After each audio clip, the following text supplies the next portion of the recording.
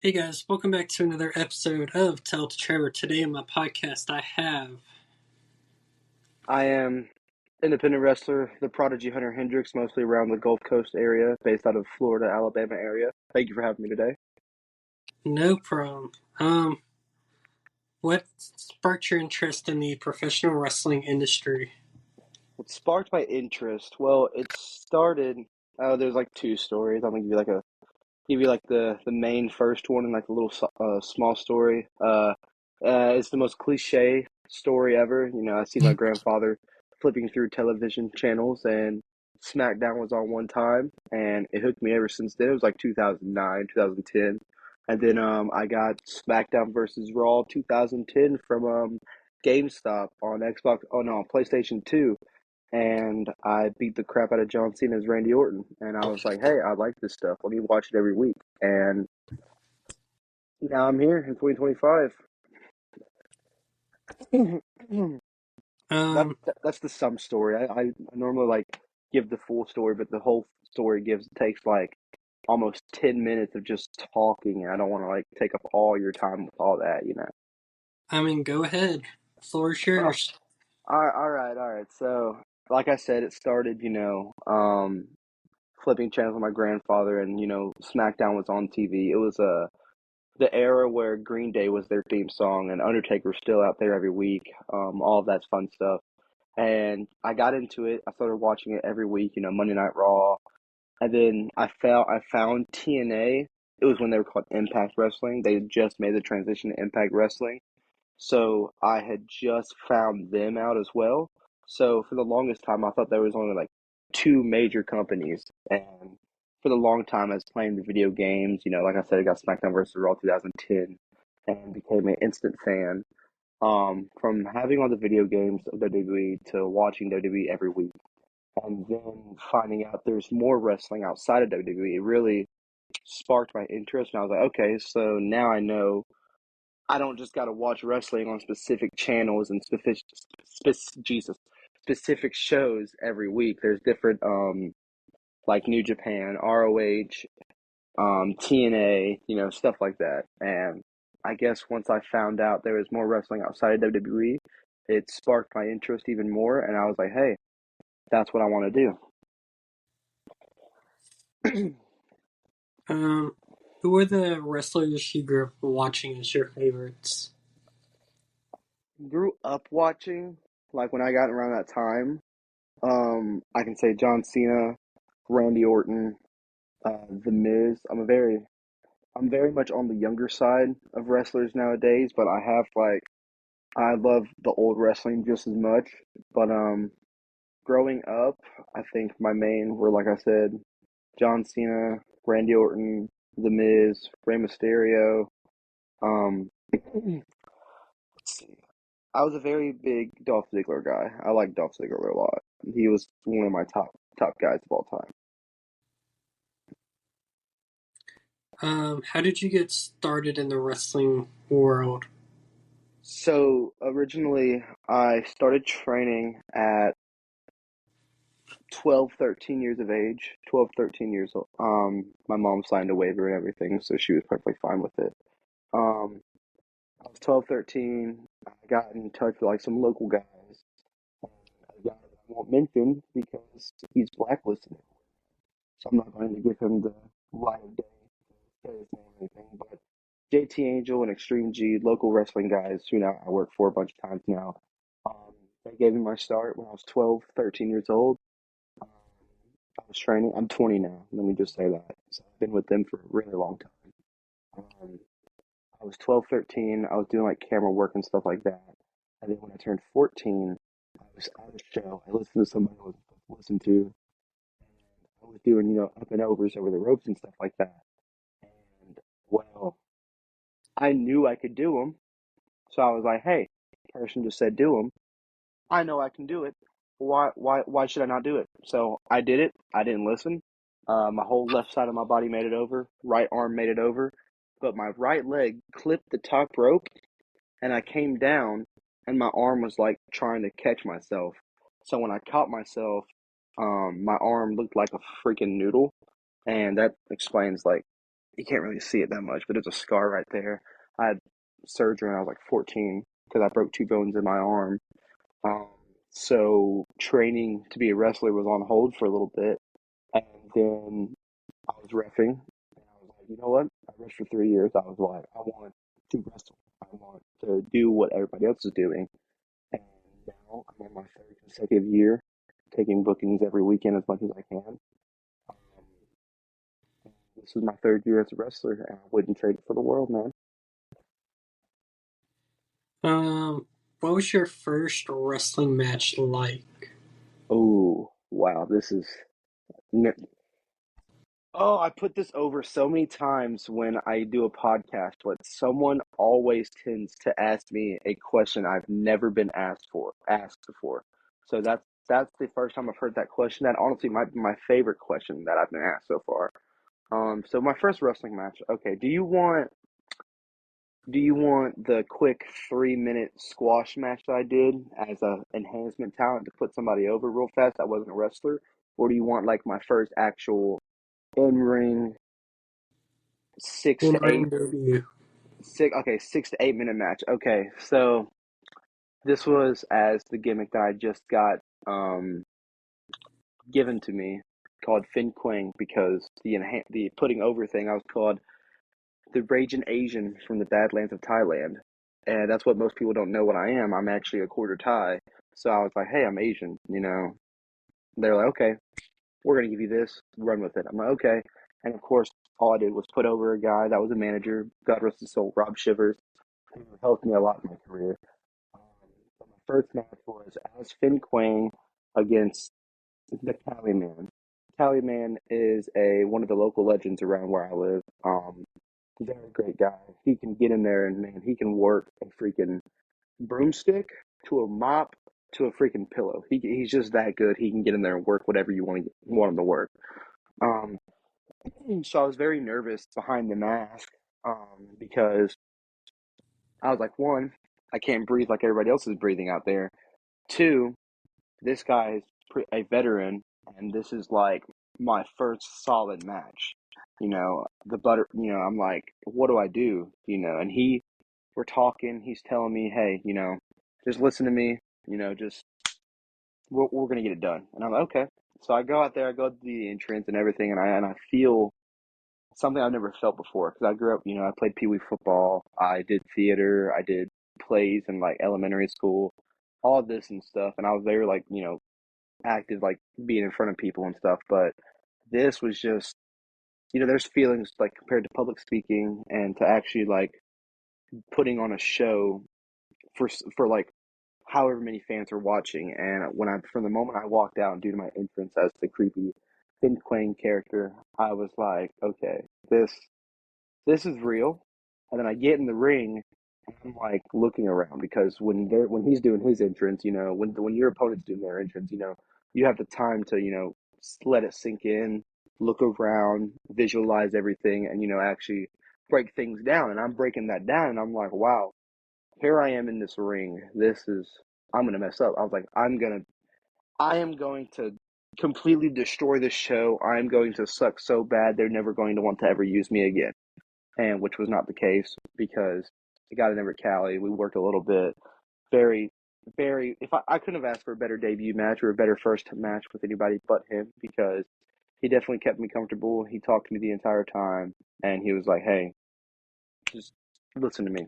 And now I've wrestled him like 4 times now as myself since then, and we've put on nothing but bangers every single time. And there was definitely a lot of emotions in the air when it was my first match. Like I was nervous, paranoid, scared, couldn't breathe, anxiety. It's an everyday thing. I still deal with anxiety every time before a show. So what it is. But that was my first match. That was the gimmick, and then I remember when I first became myself as a wrestler, like my name, what you see right now. When I became this persona as myself. This is what I wanted. I was me. I was doing my thing. I was getting heat like I wanted. I was doing everything I wanted, and now that I've developed into who I am 3 years later, I'm where I'm at. I'm where I want to be at right now. I'm comfortable, but of course, grass is always greener, doing multiple different things, and I still have a long way ahead of me. Um, what wrestling school did you train at? So, believe it or not, some guys frown upon this, but um, I have not been to a wrestling school yet. I've been saving up a lot of money. Well, I want to save up a lot of money to eventually attend one, like flatbacks. I have a buddy of mine that just came back from flatbacks, two of them actually. Kelly Clark and Aiden Pierce. Both of them just came from flatbacks, and they always tell me how much a great time they had, and what they learned and everything. But so far, I've been trained by nothing but like local guys and stuff like that. But they taught me the basics. I I know how to do everything in the ring. It's just a school would like season it more better. But when it comes to like basics and knowing how to run the ropes, bumping, character work, throwing punches, all this stuff like that, I'm able to do it. So I haven't been to an actual wrestling school, but I plan on going eventually, just when I can financially afford it.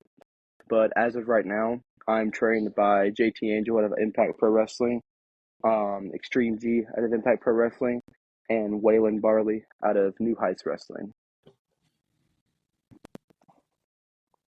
Local talent, guys. Um, what are your goals for the future in the wrestling business? So my goals, well, of course, the number one goal from everybody in the professional wrestling business is to get signed somewhere. Whether it's AEW, ROH, which is with AEW, TNA, WWE, or heck, even go to Japan and wrestle there. But that's the number one goal. My second goal is to add more titles to my career. This is my third title, I believe. Well, fourth, so to say, a bunch of stuff. But I want more gold, of course. Um, I just wrestled this past weekend in Indiana, my 111th match. Listen, I'm apologize right now. My over the past weekend, my English has sucked completely, and I have not been able to like properly speak. But I wrestled my 111th match, and I think one of the main goals this year is to either make it to match 200 or at least get to like 150 to 160 just to be out of state. Because last year I wrestled in 1 year, I think it was 56, 57 matches, and that had put me at like freaking 96, 90, 97. I was 100% upset about that because I was wrestling on New Year's, like New Year's Day at like 12 o'clock in the morning over there at Gulf Coast Wrestling in Bay St. Louis, Mississippi. And I was upset because I was like, man, I'm not going into the New Year wrestling 100 matches. And then after that, I doubled it since then. So I'm at, well, not really doubled, but I took like a month. There was a month where it was slow for me. And April has been like, I'm booked every weekend for April all the way up till May 17th. So I'll be adding more to that list very quickly.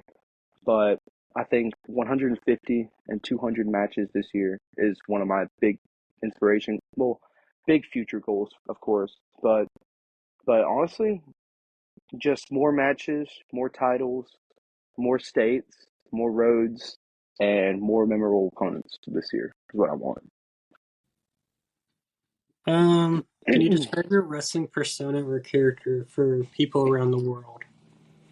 So I am the Prodigy Hunter Hendrix. I'm the first of my kind. I am the first professional wrestler in my family. Um, what you see out of Hunter Hendrix is mainly just the person as me right now, like I'm speaking to. I am a bit of a. I don't want to cuss on your show because I've never been on your show before. I don't know what your ratings are, or your target audience is. I am a bit of a butthead in real life. That is pretty much the general idea of me. But what you see for me is only like slivers of what Hunter Hendrix is. Hunter Hendrix is I'm giving everything to me. I'm wealth, class, prestige. I am by any means. I will do anything to win. I don't care if it's thumbing you in the eye. I don't care if it's pulling your hair. I don't care if it's to an extent of spitting in your face. I don't care if it's illegally punching you in the face over and over again. I'm going to do whatever I want to win, and that's besides the point. Um, but I come, but Hunter Hendrix was given everything growing up. I was given just pretty much money, wealth, class, prestige. I'm in your face. I'm disrespectful. I win by any means. Basically, if you want to take two wrestlers or a couple wrestlers to compare myself to, I've been called the all ego Ethan Page of the Gulf Coast. I've been called that. I model myself after a lot of MJF, Mr. Perfect, The Miz to an extent, and all ego Ethan Page. And I want the charisma of the Macho Man Randy Savage. Those are the six wrestlers I inspire myself off of. But of course, like I said, like I explained myself, who I am, the Prodigy. I have Tola of Pensacola because I am from Pensacola, Florida. Um, and there's still things that I am figuring out about myself, but I know for a fact, at the end of the day, I know who I am and I know what I'm going to do. Um, can you share a memorable moment from your wrestling career so far? Well, that's off. That's also a good question. Thank you. Well, I can talk about the roads to Indiana the past three times I've went. I can talk about um, the titles that I've won. I can talk about hey, go get out of here, go.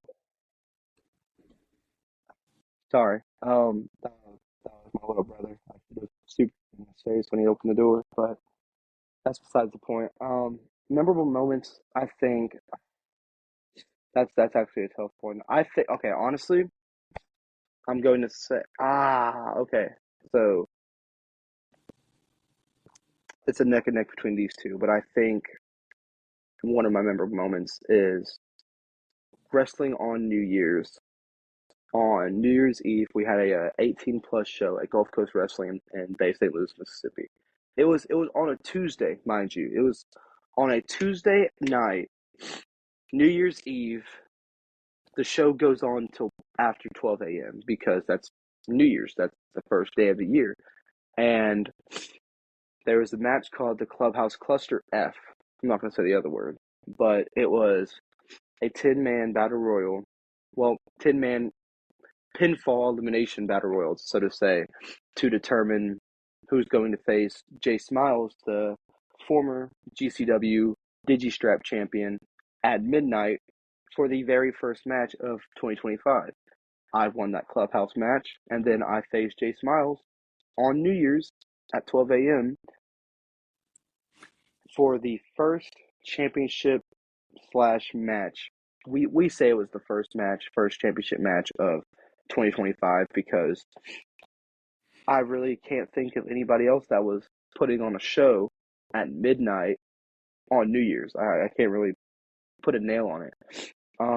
That's one of the most memorable moments I will say that I've done in my career so far.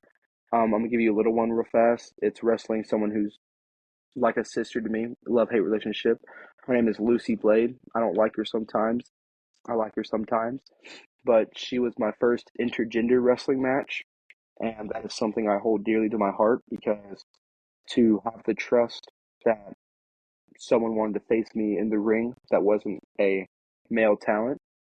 It was an intergender wrestling match to have that trust and to actually put on a really good match was phenomenal, and that's also one of the most memorable moments I hold dearly to my wrestling career.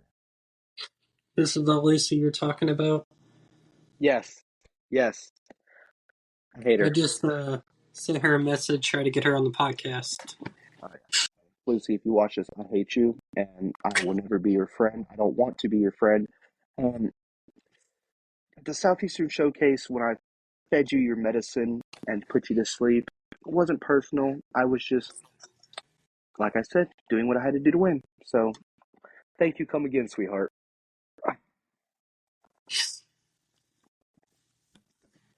You heard it there, Lucy. Hopefully, she's probably gonna hopefully you're gonna need your censor button ready to like spam because when Well, she see, comes on we're here, she's gonna. swearing aloud on this podcast. I used to be like, there's no swearing, and then like so many people, I'll tell them that, and they just forget about it. I'm like, I'm not gonna say a word now. No, I feel you. That's why I've been like on the edge of being careful with what I'm saying. But no, be careful when she comes on this show because just if there was a censor button, you'd have to be pressing it every 30 seconds because she's gonna talk about how much she hates me. F this guy. F Hunter Hendrix. F these people. She's she's totally terrible. But I mean that with all love, I guess you can say. Sorry, I have promoters texting me about sponsors, and we're trying to set up for merchandise to be sold at their shows. Heck yeah, that's awesome, man. Always build your brand as much as you can. Right. Um, can you describe the feeling of winning your first championship? So actually, yeah. Uh, it was actually this title right here, the XWX Extreme Championship. That's Extreme, as in streaming services, as what we're doing right now. This was my first championship. I've had this title for over a year now. As a matter of fact, it was, I believe, my third or fourth match with that company. Uh, the booker with, well, the gentleman, Daniel Greco. Thank you, Mr. Greco, by the way, for giving me a platform to wrestle at your show and hold the title for you. But they were like, yeah, um, it's time. And they were like, you're gonna go out there against Cal. Wow. Coincidentally enough, the man that I won the title off of was the Cali man, and which refers back to my first ever debut match as the other gimmick. Um, I was told I was going to be winning, and I'm like, wow, this is something different because I'm very early in my career, and they already see a lot of potential in me, and they see the talent not very hidden, the talent that's, doesn't go overlooked really much. So they pulled the trigger, they put the title on me. I beat Callie, and I remember just wrestling that match and knowing, stuff that was going to happen. And then I remember going for the final pin, pinning him for that championship. Ref said one, ref said two. In my ear, I hear, thank you, son. And then three.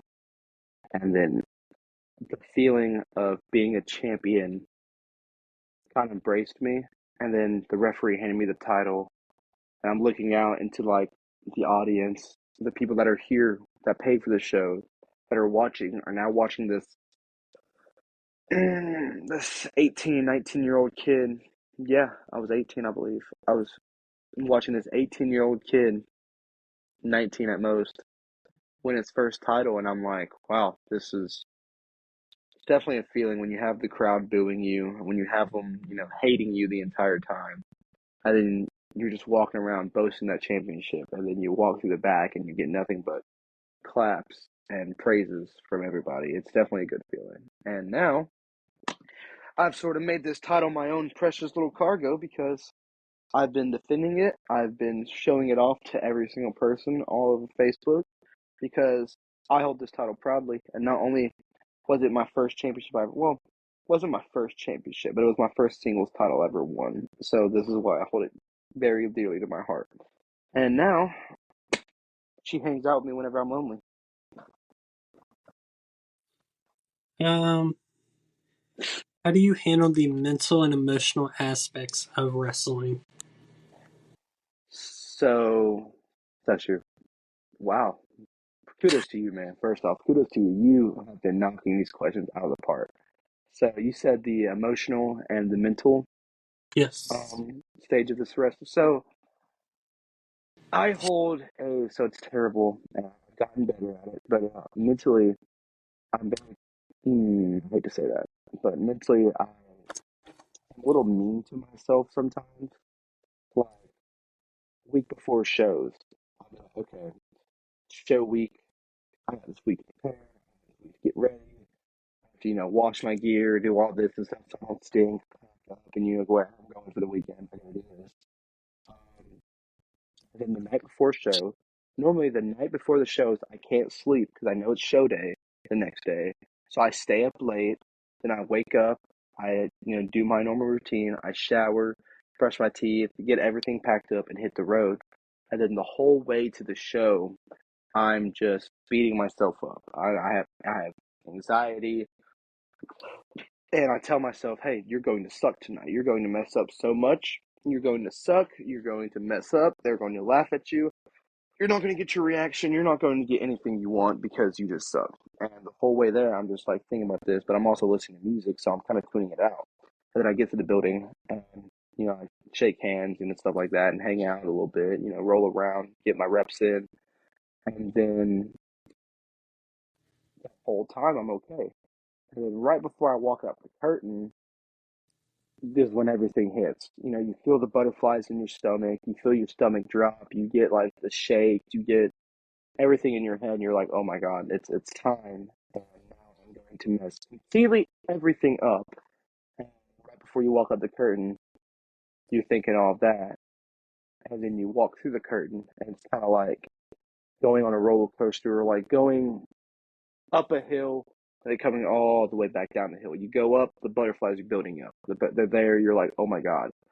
Well, yeah, for me, that's the way it is. You're going up, butterflies are building up. You're like, oh my God, it's going to happen. And then when you drop, it's like they all release and you're able to breathe. And that's the mental rate that I put myself at in the wrestling. But the emotional, I like to get emotional things with things sometimes. If the match is building up the drama and I need to show that I'm being serious and I mean business, then I'm going to let a couple of things fly and I'm going to be very emotional about something. But when it comes to like everything else, I think I handle it well because the other day, um, I had a fan in the comments section was just calling me names, terrible names, and I was working with him. I was picking at him. I was being a little bully. Just me, Hunter Hendrix being me, and I was getting him pretty good. And then he just kept on and kept on and kept on. And next thing you know, I said something, and then he brings up, "Hey." So, mind you, he puts in the comment section a day one promo picture of myself before I had custom gear, before I knew my look, before I knew what I wanted to look like and everything. He had my E-Lucha tights showing and everything. Had me, it was a terrible promo picture, but it was good for what I had. And he brings up my mother. He name drops my mother by her first name, and he calls my girlfriend a well, I'm sure if you put all the season in a pot, you can pick out what he called her. That's a very mean term for women. And as you can tell, my shirt say "Grow Women's Wrestling." That is something I stand on to the day I die. But he called my girlfriend a bad name, and that moment, it was either be professional and let it go on by, or let the emotional side of me come out and completely maybe ruin my chance of having other bookings or anything, and saying something really mean to him and having to worry about the backlash from other companies. And I'm like, you know what? For the company that it was on, it was also for the Gulf Coast Wrestling. I was like, he said this about me. He said this about my mom, about my girlfriend, and I'm like, but at the end of the day, he was commenting on the company's page. He took the time to scroll through my profile and find out who I am and everything. So at the end of the day, I got the clicks. The company got the clicks. We got the um, what is the word? God, I can't think about the word, but all the views and everything on social media, the interaction. There it is, the interacting on social media. We got all that. So I was like, at the end of the day, I won because he took the time to click, reply, scroll, all of that stuff. So at the end of the day, he got blocked from the page. So it is what it is. I think I handled the emotions pretty well. Let's see. All right, so we're going to start this segment called Trev Shock. It's where you got 50 seconds to answer 6 questions. Okay. Heck yeah. Let's see. Got my timer set up. Are you ready? Yeah. All right. Favorite pre-show snack? Favorite pre-show snack? Whatchamacallit. That's literally what it's called. It's a whatchamacallit candy bar. Favorite pre-show song? Pittsburgh by Amity Affliction. Favorite wrestler growing up? Macho Man Randy Savage. Because I learned about Favorite him. color? Purple. Favorite sports team? Oh, why would you do this to me? Dallas Cowboys. Favorite type of music? Heavy metal.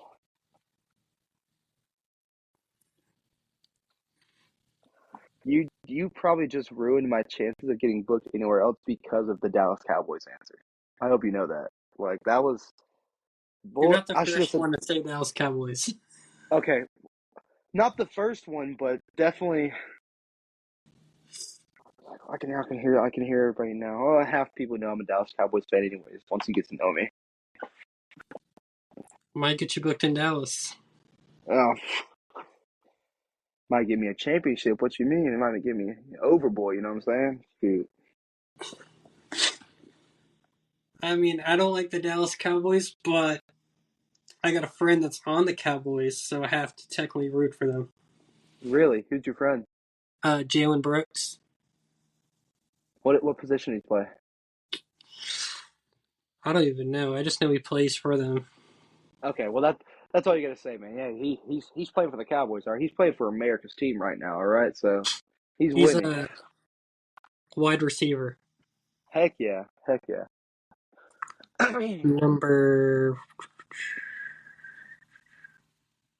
Number 83. Ooh, we might see him this year, honestly, He with was the playing amount of last season. really. Okay, Yeah. well, luckily I didn't. Well, thankfully I didn't watch any of the games after a certain time because I knew the outcome every time, and I was like, they're gonna build me up so much, and then they're gonna make me so happy, and then we're gonna get to the playoffs, and we're out of there. This year we didn't even make it to the playoffs. I don't believe it was. It's something I got to figure out about my team and everything. Thankfully, I'm a Buffalo Bills fan and a Tampa Bay Bucks fan, so I got backup teams if my team don't, you know, make me I'm a happy. Which Seahawks fan, so okay, okay, you're a Seahawks fan. That's not too bad. I'm just glad, as much as the Eagles have spanked us, I'm glad they've stopped Patrick Mahomes from winning a Super Bowl. Eagles have now became one of my teams just because not well they've been one of my teams because Jalen Hurts. I'm also an Alabama fan at the same time. So Jalen Hurts originally came from Alabama, and I've been following Jalen since he went to Oklahoma. Like left Alabama and went to Oklahoma. So he deserved that Super Bowl, and to know that he put the spanking on Patrick Mahomes and Travis Kelce the way he did solidifies everything. what is the biggest challenges of being a professional wrestler outside of the ring? I think the biggest challenge outside of being a wrestler is honestly it's not hard, but some people don't do it correctly. It's marketing yourself. It's putting yourself out there because you either do it or you don't. And here's the thing. Um and it's not even just that, it's also working in the gym as well, but marketing yourself like getting your making yourself the star you want to be. And you got to market yourself. You got to brand yourself. You're your own brand at the end of the day. You're an independent wrestler. So you're your boss. You make your budget. You make the way your social media pretty much. Like you brand yourself. You do this once a week. You do this once a week. You do this amount of stuff. Like I'm always on Facebook. Facebook is my number one. Sad, but that's not really sad. But Facebook is my number one I use every single day because I'm Yeah. on my work account more than I am my personal account, just because I'm literally from the time we were riding up to Indiana this past weekend and we were coming back home. I drove for the first 8 hours on the way back home, and as soon as we switched over drivers at Bucky's, and I was eating and I was laying in the back seat, One of my wrestling dads, Tommy Zero, was like, "What are you doing?" I'm like, "I missed 8 hours of posting and sharing on Facebook. I got to make up for these hours, so I'm just sharing and posting as much as I can." Um, so I think for most people, one of the biggest challenges is just marketing yourself and also um, making yourself look right, eating right, going to the gym, cardio, and also making a living out of something. Because Yeah. if you really want this to be your job in real life and you want to be doing this 100 times, like 100 like hours a month or something like that, like bless Oh, you. thanks. If you want to make this your job and you want to do so many matches a year and actually make the big bucks from it, you got to know how to strive and push yourself to limits you don't think that are possible. And that's why whenever I get hurt, so to say, or injured, not really injured, but like a little ow, this hurts for the week, ow, this hurts for the month. I pretty much tell myself, no, you're not hurt, you're fine, just keep going. And my knee's been messed up since December. I got kicked the wrong way, and I've just lived with it. I've walked it off. I've ran it off. I've done it everything. It's not fully healed. I'm pretty sure it's not fully okay, but I've been able to use it for the past since December, so I'm okay. I'm not It's too just hard. Hold on. you're good.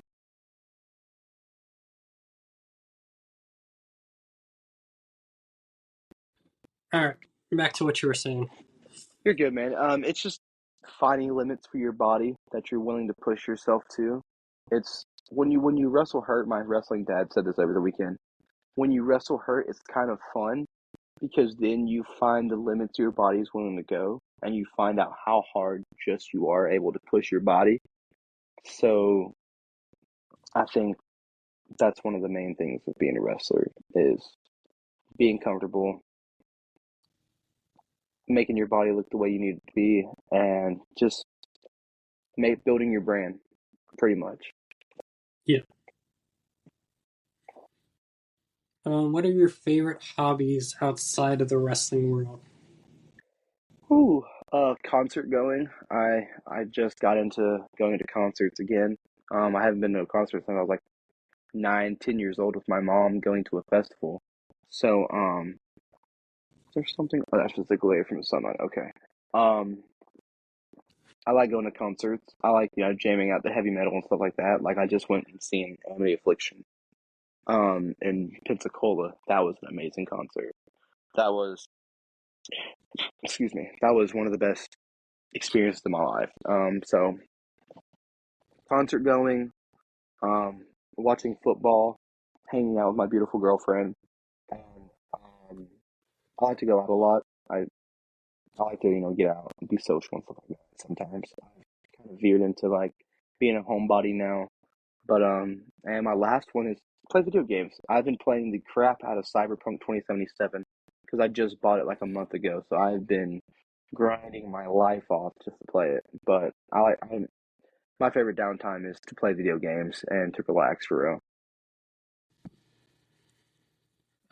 How do you feel about the business side of wrestling and how promotions shape the storylines? Well, when it comes to the business side of wrestling, there's right ways and wrong ways of doing things. And let me just say, I've witnessed a lot of companies do things the wrong way, and people do the wrong things at the same time, like whether it's cheap heat or stuff that'll get you blackballed, um, or just being a flat out piece of crap for real. Um, I feel like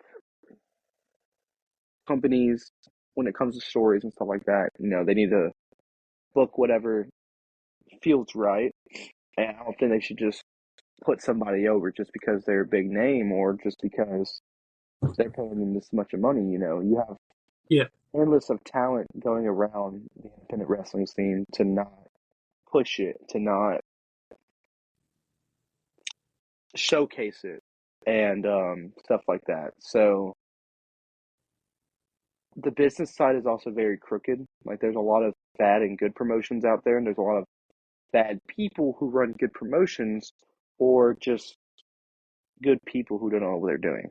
So that's pretty much my side. I've dealt with good and bad people. Um, all I know is this business, at the end of the day, it's not the greatest business when it comes to certain people, but by God, when you get the right people involved in it and you get the right promotion, you get the right talent, you get everything going right, it is such a beautiful thing. And that's pretty much where I'm going to stand at with that because I don't want to ruffle too many feathers. Um,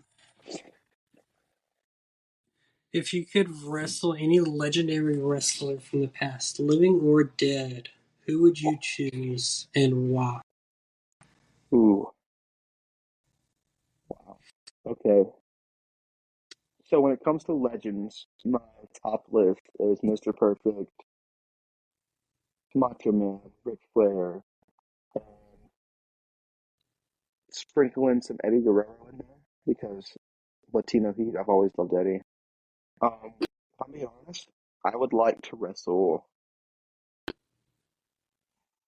Macho Man Randy Savage because that's the guy who also, and Rick Rude. Rick Rude's also on that list, but Macho Man is a guy I try to model my charisma after.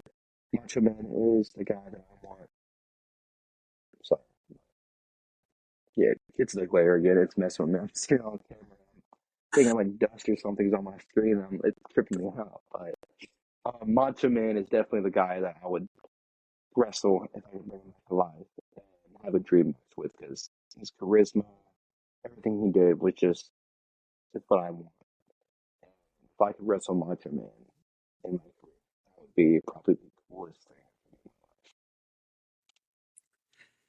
Let's see. If you could attend a wrestling seminar session with any wrestler, who would you choose? Oh, huh.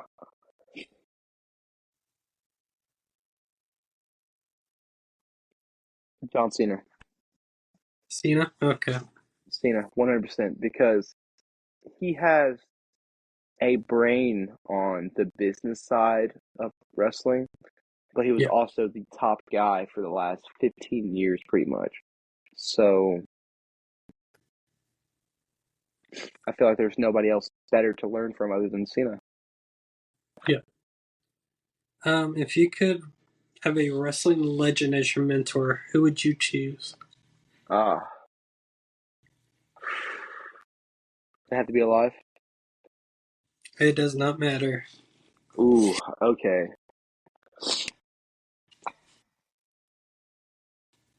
These are some heavy hitting questions, my man. Holy crap. Wrestling mentor. Anyone. Honestly, this is gonna be a crazy take, but I feel like they have mentored talent and have exceeded them to expectations way beyond we thought they would have. And they also ran their own company. I'm gonna say Paul Heyman. I would Heyman? love Okay. to be a Paul Heyman guy. I am a Paul Heyman guy. I love Paul Heyman. So, hey, Paul Heyman, if you ever get on the indies and you want to do some work, let me know. And I'm a phone call, Instagram, Facebook, email, DM away. Let's. What is your opinion on the wrestling crossover events with other sports or entertainment industries? I think it's a good idea. I honestly think, with TKO, WWE, and UFC, I think if you want to make a lot of money, you're going to have to do things that involve other people that make a lot of money. You're already a company making hella money. You're this company making hella money.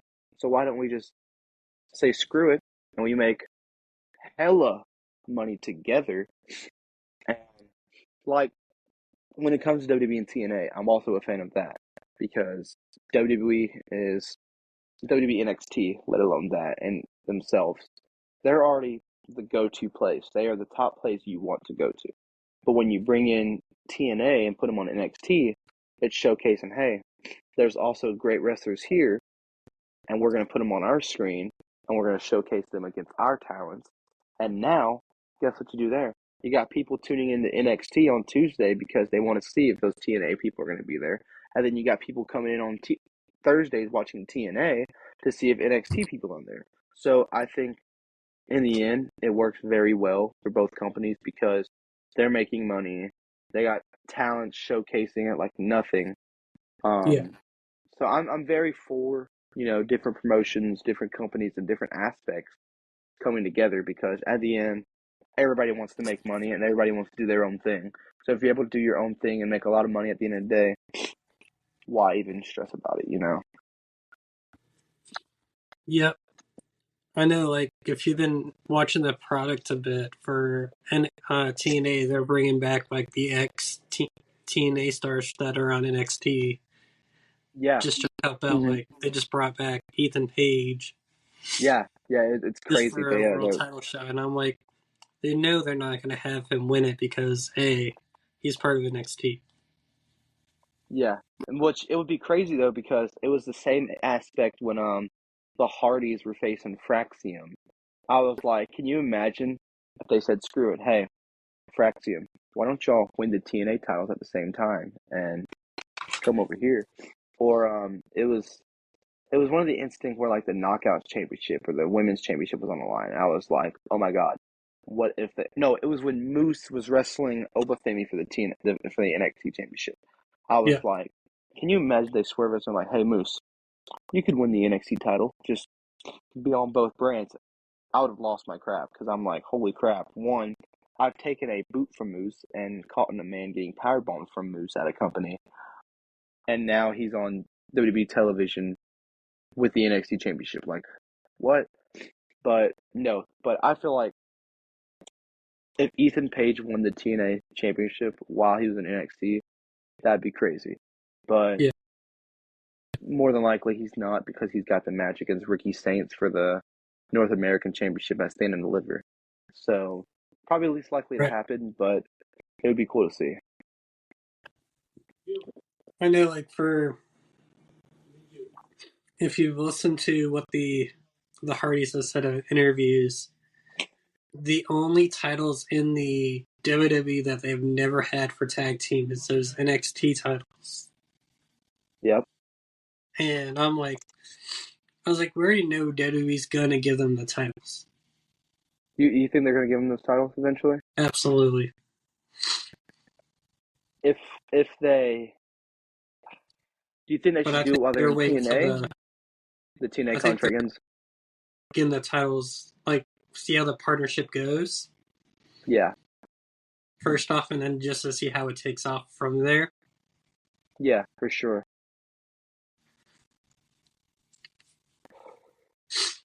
That's where I'm thinking it's going. And then we already got Yeah, Jordan's about to be the first woman to have the TNA title and NXT title reigns.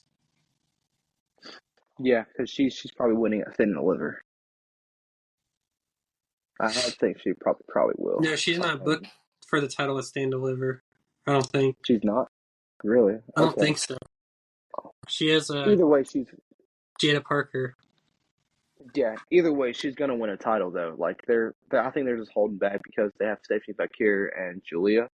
But I think eventually Jordan Grace is going to win the women's championship from NXT. It's a no brainer at that point. But which I'm glad they signed her and Ricky Saints like immediately. Like the amount that they were signed, I think still Ricky Starks. I'm still gonna call him Ricky Starks just because that's what I know him by. But that man was probably released for like only was done for like 24 hours, not even that, and they were like, "Hey, NXT, boom, now, come on." And then out of nowhere, he's just on TV, and you're like, "What the crap?" They even said it was like, I think an hour after his contract ended that he signed. Yeah, so it was like zero hesitation, zero like build up. They're like, we're doing it now. Yeah. What advice would you give to an aspiring wrestler?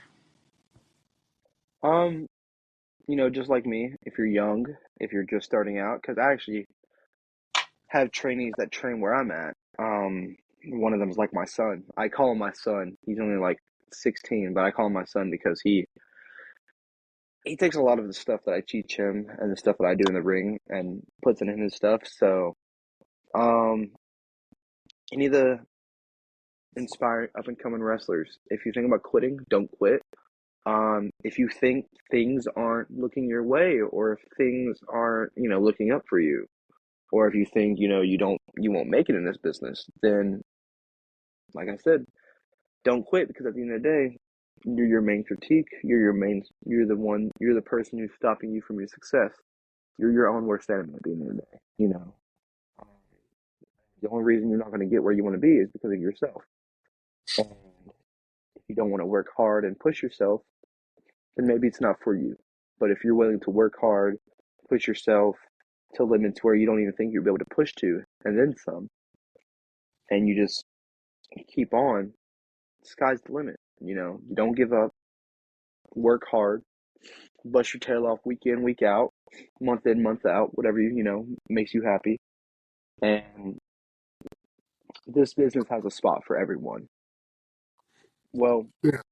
not everyone, but if you have the heart for this business, if wrestling don't work out for you, but you want to ref, if you don't want to ref, but you want to still be close to the ring, managing, if you want to be a production, a owner, some sort, if you have the right mind and you know in your heart that this is what you want to do, the only person stopping you is you. You feel me? So, yeah, Yep. just don't give up.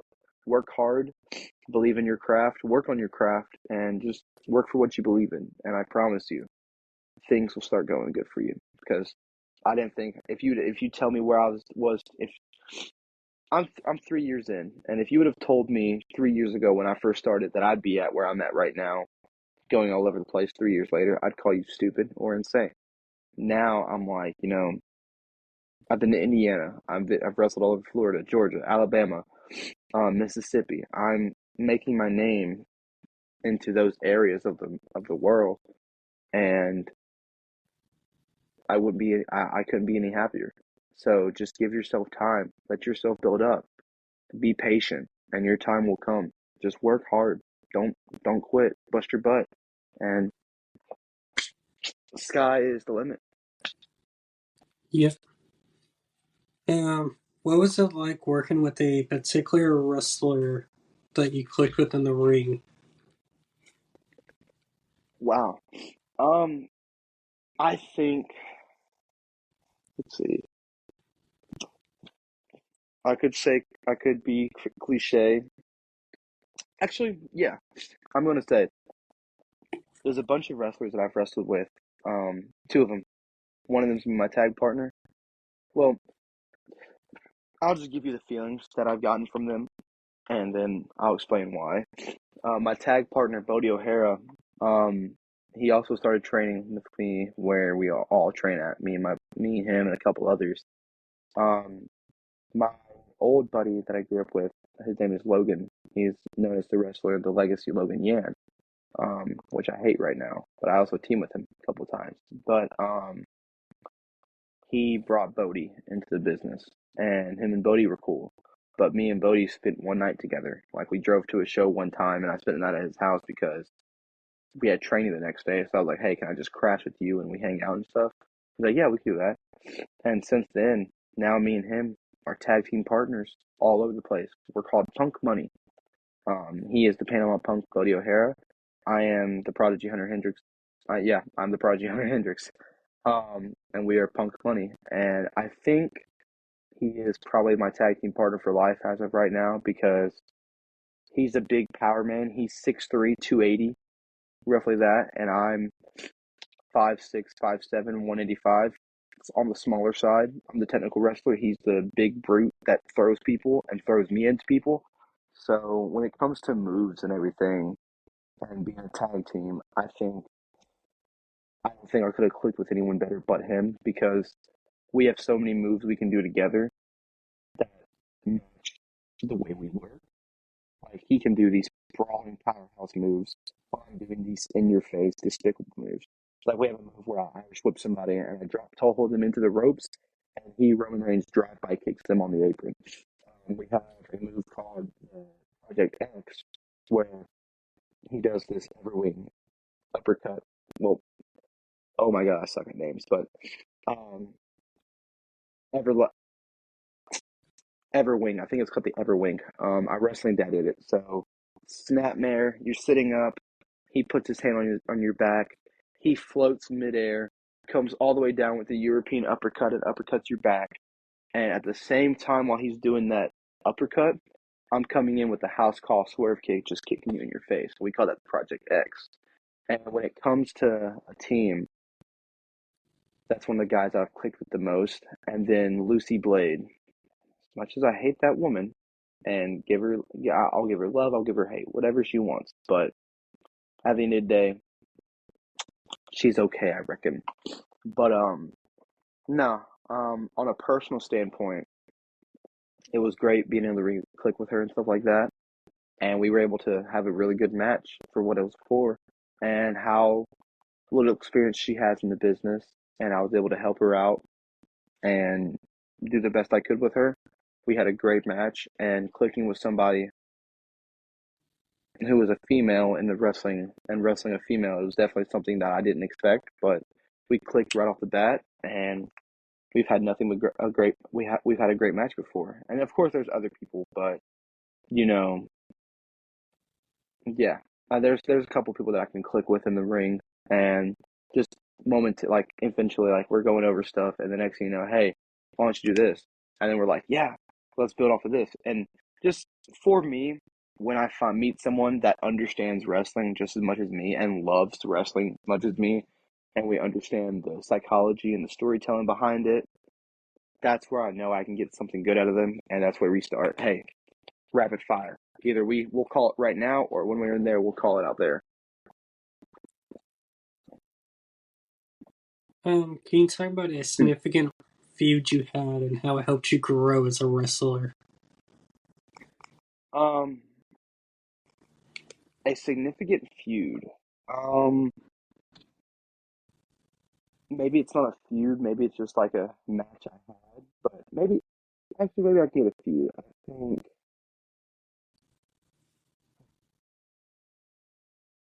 I think going against Logan right now, because right now there's a lot of unfinished business going on. He and my former faction, I won the heavyweight title for Impact Pro Wrestling, an independent wrestling company in Valparaiso, Florida. I won the heavyweight title, and then he cashed in his trophy on me, and him and my former team kicked the crap out of me. He cashed in and took my title. Um, and I think as a person, it's built me even better because I know what I'm after now, and I know what I'm going to get at the end. And as a wrestler, it showed me how much better I am than him. Yeah, that's right. I'll say it. It showed me how much of a better man and a better wrestler I am. Um, because he wants to take the cheap ways out, and I'm out there just busting my butt everywhere I go, making a name for myself. And it's changed me because I now know how much harder I have to work, how much harder I have to prove myself that I'm worthy of taking that title off of Logan, and how worthy I am of keeping that title off of Logan and defending it wherever I go. So, and then of course, uh, then another few that's changed me is when I became myself at said company. I turned my back on the people that brought me in. I found out who I was along that time. I wasn't a great person, and maybe I took a chair to someone who was like my wrestling dad. But that's okay because in the end, I now knew who I am, and it all leads back to Logan and the heavyweight title that I'm coming for. And like I said, I know the person I have to be, I know the person I want to be, and I know what I have to do to keep that title off of me. So I think that's a few that's changed my life so far. Hopefully, to more. Where what is your favorite gear that you have ever had made? Ooh, it's my current gear I wear all the time. My purple and white. It's actually the gear I'm wearing you in the promo pic I sent you. You haven't fully seen the pic, but I'll send you a picture after this or whatnot. But it's my purple and white gear because I specifically created it on WWE 2K23 or 24. It was one of those. So it was 23 or 24. I think it was 24. But I had made the render on 2K And I was like, text the gear guy, which was Break Night Creative. If you want custom gear, please go through Break Night Creative. He makes amazing gear, and he's the price is whatever you want and what he does. It's reasonable price for what you're getting. It's superior quality. So I definitely say the gear that was made by him. My purple and white is my favorite gear. Now the runner-up is my green and black. I love my green and black gear because it was my second custom gear. I've had 3 sets of custom gear. The first set I hardly wear anymore. The first 2 sets I wear like whenever I can. The first set, the purple and white set is the gear I wear everywhere though, just because it stands out from my other gear and definitely catches a couple eyes when I'm in the locker and they're like, hey, these actually good set of looking tights. So yeah, so the gear that stands out and the gear that I enjoy wearing the most is my purple and white. And where can they find you on social media? You can find me on Instagram at official Hunter Hendrix. You can find me on Facebook by just looking up Hunter Hendrix. Um, Twitter, X, whatever you want to call it, Hunter_Hendrix1. Um, TikTok, the Prodigy Hunter Hendrix, all it's one word. I said Instagram, I said Facebook, I said TikTok, I said X. I have my YouTube channel, which is official Hunter Hendrix. I also have a link tree. If you want my link tree, I can send it to you, and you can put it up as a graphic, whatever you want to do. I can send you the QR code, and the QR code can just be somewhere on the picture that you want to post up for me. But yeah, I have a YouTube, I have a Facebook, I have Instagram, I have X, TikTok, pretty much everything. Just once you if you look up the Prodigy Hunter Hendrix, something will pop up, and that's all you got to do. But Hunter Hendrix on Facebook, Hunter_Hendrix1 on X, official Hunter Hendrix on Instagram. My email is also officialhunterhendrix@gmail.com for any promoters or anything like that that want to reach out. That is my email. Um, YouTube is the Prodigy Hunter Hendrix, and no, YouTube is official Hunter Hendrix, and my TikTok is the Prodigy Hunter Hendrix. Thank you, Hunter, for being on the podcast today. Thank you, brother. Apologize for the amount of rescheduling we've had to do. That's on me. But I'm glad we were able to actually sit down and do this today. The questions were top notch, and I appreciate you very much for being patient with me. Yeah.